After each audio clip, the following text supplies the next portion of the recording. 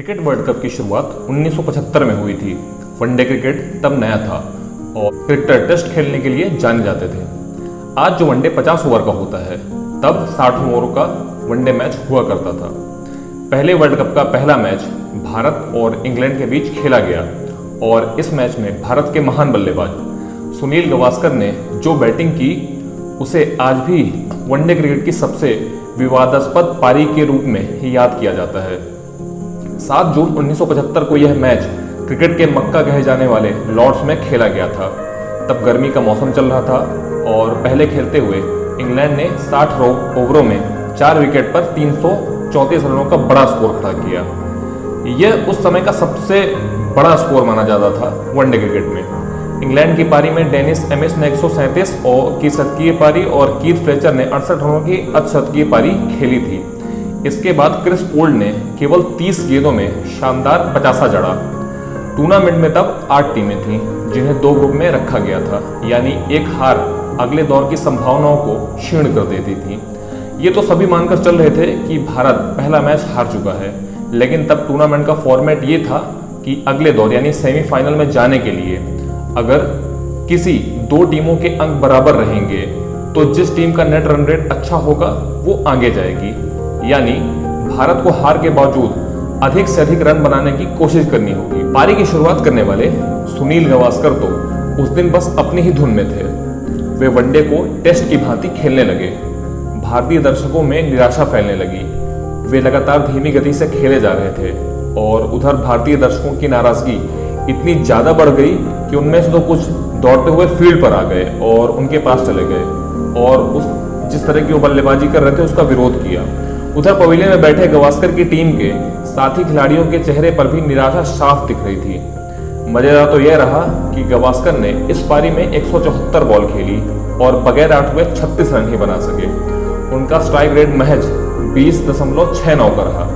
उनकी इस पारी की बदौलत टीम इंडिया ने 3 विकेट के नुकसान पर केवल 132 रन ही बनाए और 202 रनों के विशाल अंतर से मैच गंवा दिया। इतने बड़े अंतर से मैच हारने का यह वर्ल्ड कप का रिकॉर्ड बन गया था, जो अगले 27 सालों तक बना रहा। आखिर गावस्कर की पारी के पीछे का कारण क्या था? उस समय टीम इंडिया के मैनेजर जीएस रामचंद्र ने एक न्यूज़पेपर से बातचीत करते हुए कहा, मैंने आज तक जितने भी मैच देखे उनमें से सबसे शर्मनाक प्रदर्शन था। उनका कहना था कि विकेट शॉट लगाने के लिए बहुत स्लो था, लेकिन इंग्लैंड ने भी इसी पिच पर 334 रन बनाए। तो इस तरह का कहना बेवकूफ़ी थी। टीम में निराशा है, देश की प्रतिष्ठा बहुत महत्वपूर्ण है, जिसे इस तरह गंवाया नहीं जा सकता है। कुछ लोगों की समझ में यह आया कि भारतीय टीम इंग्लैंड के बाद यह मान चुकी थी कि वो जीत नहीं सकती और लॉर्ड्स में इससे पहले खेले गए अंतिम मैच में पूरी टीम 42 रनों पर ऑल आउट हो गई थी।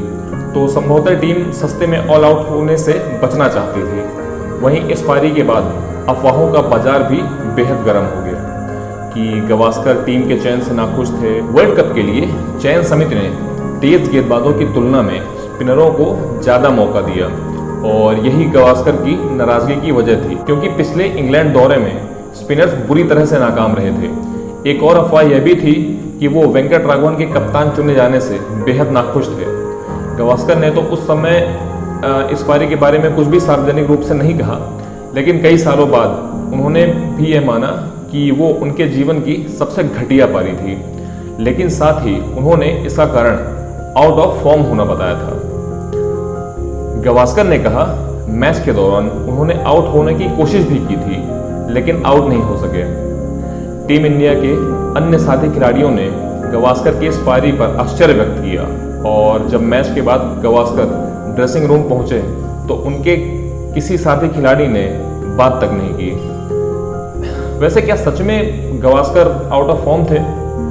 इंग्लैंड के खिलाफ इस प्रदर्शन के बावजूद गावस्कर को अगला मैच खेलने का मौका दिया गया। यह मैच खेला गया इंग्लैंड के खिलाफ मैच के ठीक 4 दिन बाद ईस्ट अफ्रीका से और इसमें गावस्कर ने 86 गेंदों में 65 रन बनाए और फिर इसके बाद अंतिम लीग मैच में न्यूजीलैंड के खिलाफ 14 गेंदों में 12 रन बनाए। जब टीम लौटकर भारत आई तो मैनेजर ने भी इस पारी की रिपोर्ट बोर्ड से की, लेकिन बोर्ड ने गावस्कर को आधिकारिक तौर पर कुछ भी नहीं कहा। इसी के साथ यह पूरा मामला खत्म हो गया। गया।